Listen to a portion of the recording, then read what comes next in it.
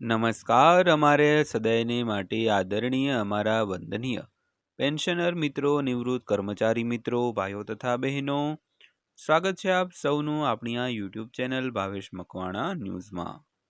તો પેન્શનર મિત્રો, સૌથી પહેલાં બધાને જય શ્રી કૃષ્ણ, જય માતાજી, હર હર મહાદેવ. તો આજના વિડીયોની અંદર આપણે વાત કરવાના છીએ ગુજરાત રાજ્યના પેન્શનરોના પેન્શનમાં આજ તારીખ 4/8/2026થી આટલો વધારો થયો છે જાહેર. તો કેટલો વધારો જાહેર થયો છે જેની આજના વિડીયોની અંદર આપણે ચર્ચા કરવાના છીએ. તો બધા કામ પડતા મૂકીને વિડીયો જોઈ લેજો, કારણ કે આજની આ માહિતી તમારા માટે ખૂબ જ જાણવા જેવી છે અને ખૂબ જ અગત્યની પણ છે દોસ્તો. તો ખાસ કરીને આવા વિડીયો આપણી આ ચેનલમાં રોજે રોજ અપલોડ થતા હોય છે. તો આવા જ વિડીયો અને માહિતીઓ અને સમાચારો જાણવા માટે આપણી આ યુટ્યુબ ચેનલ અત્યારે જ સબસ્ક્રાઈબ કરી લેજો દોસ્તો. તો શરૂ કરીએ આજનો આ વિડીયો. તો સૌથી પહેલાં વાત કરીએ તો કર્મચારીઓ અને પેન્શનરો માટે 8મા પગાર પંચ અંગે મહત્વપૂર્ણ સમાચાર સામે આવ્યા છે. તો પગાર પંચે સત્તાવાર રીતે ડેટા સબમિશન વિન્ડો બંધ કરી દીધી છે. તો ખાસ કરીને દરેક કર્મચારીઓ અને પેન્શનરો માટે 8મા પગાર પંચને લઈને મહત્વપૂર્ણ સમાચાર જે સામે આવી રહ્યા છે. તો પગાર પંચે સત્તાવાર રીતે પોતાના ડેટા સબમિશન માટેની જે વિન્ડો છે તે બંધ કરી દીધી છે. તો વિગતવાર વાત કરીએ તો 1 કરોડથી વધુ કેન્દ્ર સરકારના કર્મચારીઓ અને પેન્શનરો માટે 8મા પગાર પંચ અંગે મહત્વપૂર્ણ સમાચાર સામે આવ્યા છે. તો પગાર પંચે સત્તાવાર રીતે ડેટા સબમિશન વિન્ડો બંધ કરી દીધી છે.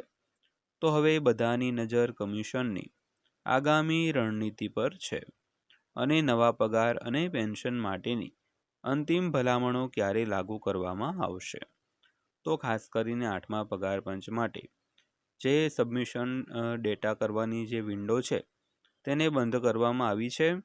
તો હવે બધાની નજર કમિશનની આગામી રણનીતિ શું છે તેના પર છે, તેમજ નવા પગાર અને પેન્શન માટે અંતિમ ભલામણો ક્યારે લાગુ કરવામાં આવશે તેના પર અત્યારે બધાની નજર છે દોસ્તો.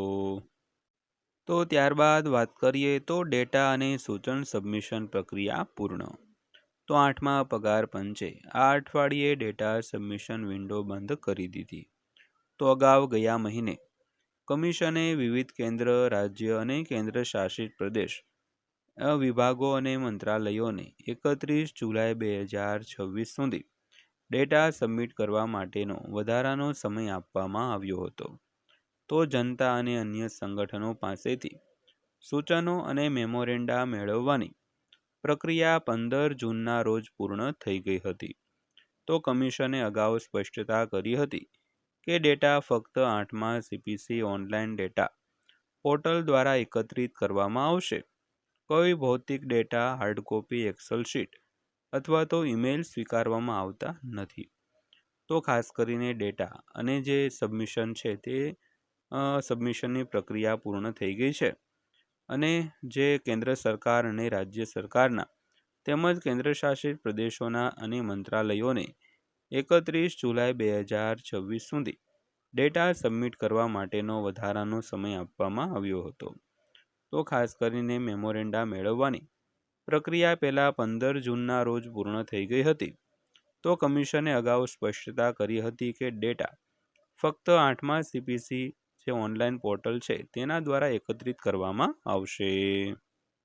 તો ત્યારબાદ વાત કરીએ તો હવે આગળ શું થશે. તો ડેટા સંગ્રહ પ્રક્રિયા પૂર્ણ થઈ ગઈ હોવા છતાં કમિશનની પરામર્શ પ્રક્રિયા હજુ પૂર્ણ થઈ નથી. તો આ પેનલે ઓગસ્ટ અને સપ્ટેમ્બર 2026માં દેશના અનેક મુખ્ય શહેરોમાં મુખ્ય બેઠકો અને રાજ્ય મુલાકાતોનું આયોજન કર્યું છે. તો આ બેઠકો મુખ્યત્વે દિલ્હી, ચેન્નઈ, પોંડુચેરી અને ચંદીગઢમાં યોજાશે, જેથી અંતિમ અહેવાલ તૈયાર કરતા પહેલા પાયાના સ્તરે મુદ્દાઓ પર ચર્ચા કરી શકાય. ત્યારબાદ વાત કરીએ તો 1 કરોડથી વધુ લોકોના ખિસ્સા પર અસર પડશે. તો 8મા પગાર પંચના નિર્ણયથી દેશના એક મોટા વર્ગને આર્થિક રીતે અસર થશે. તો તેના અમલીકરણથી 1 કરોડથી વધુ લોકોને સીધો ફાયદો થશે. તો આમાં આશરે 50 લાખ કેન્દ્ર સરકારના કર્મચારીઓ અને આશરે 65 લાખ કેન્દ્ર સરકારના પેન્શનરોનો સમાવેશ થાય છે. તો સંરક્ષણ અને રેલવેના સેવારત અને નિવૃત્ત કર્મચારીઓ પણ આ પગાર પંચ દ્વારા આવરી લેવામાં આવશે. તો ત્યારબાદ વાત કરીએ તો અંતિમ ભલામણ ક્યારે આવશે. તો કર્મચારીઓ હવે અંતિમ અહેવાલની આતુરતાથી રાહ જોઈ રહ્યા છે.